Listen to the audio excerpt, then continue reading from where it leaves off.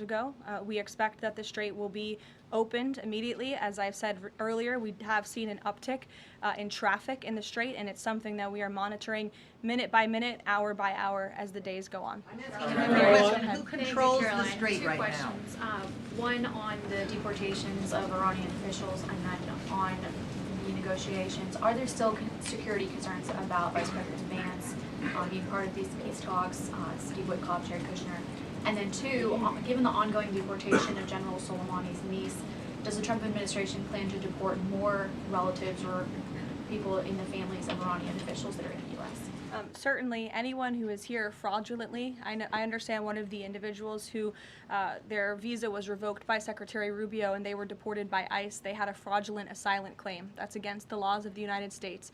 So anyone who is here illegally or fraudulently is subject to our nation's immigration laws and will be removed from our country. And I know this continues to be a top priority for the State Department, working in conjunction with the Department of Homeland Security. With respect to the safety of the Vice President, we fully trust the United States Secret Service to do their job, to keep the Vice President and the President's negotiating team safe.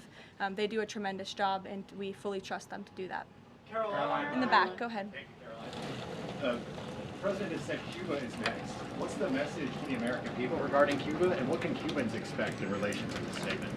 Well, look, I think when President Trump said that, and he later clarified after making that statement, that he meant the Cuban regime is bound to fall. The country is very weak. They're in a very weak position economically, obviously, financially. The Cuban people are fed up with their government, as they should be. And these talks and discussions continue to happen at the highest level of our government. I don't have any updates or announcements for you with respect to Cuba policy today. Lindsay, good to see you. Thank you, Caroline. Secretary Hegseth said this morning that U.S. troops would be sticking around.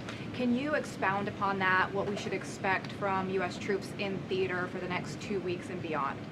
I would defer you to the Pentagon for any specifics on assets that have been in place in the Middle East, but take the Secretary at his word, and also the President has reiterated this as well in his own words, that we're not going to move anything immediately. Again, this is a 2-week ceasefire where we hope at the end, and we expect at the end, we'll have a good agreement between the United States and Iran, but in the meantime, we're going to ensure that our military is always at the ready of the Commander-in-Chief.